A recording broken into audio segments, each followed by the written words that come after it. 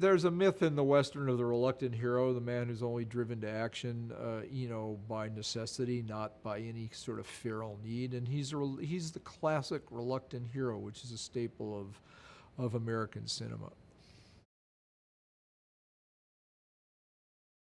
Liam's just a wonderful, wonderful actor who can just sort of, with his face and his reaction and his dialogue, play so many different shades of a character. And now that he's become an action hero, when you take what he always did before that, a great actor who can do characters, and you combine that with action, it's just the best combination. If you just do straight ahead action, characters are dull, and if you just do straight ahead character, that's not this movie. This is a multiplex movie where you'll see a trailer and you're going to want to see that movie, but you'll say, I want to see it because it's fresh. So Liam's is just one of our great, great actors.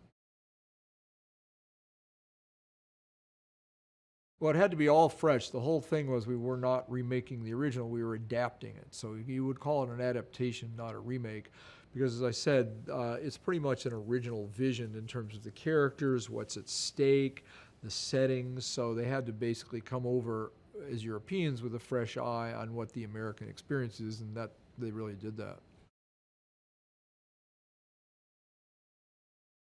The great thing about Hans, our director, is he has a reason for everything. So if he and I have a creative conversation about a line or some blocking, he will tell me exactly what his motive is, which is the character would do it because this is how they feel, or the reason I have them there.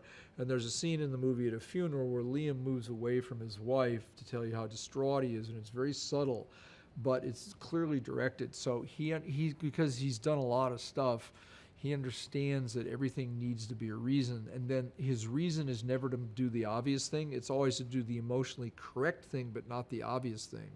So you don't feel that the movie's stale. He's just a real, my joke is after this he'll be the hottest young director in Hollywood, even though he's in his 50s. So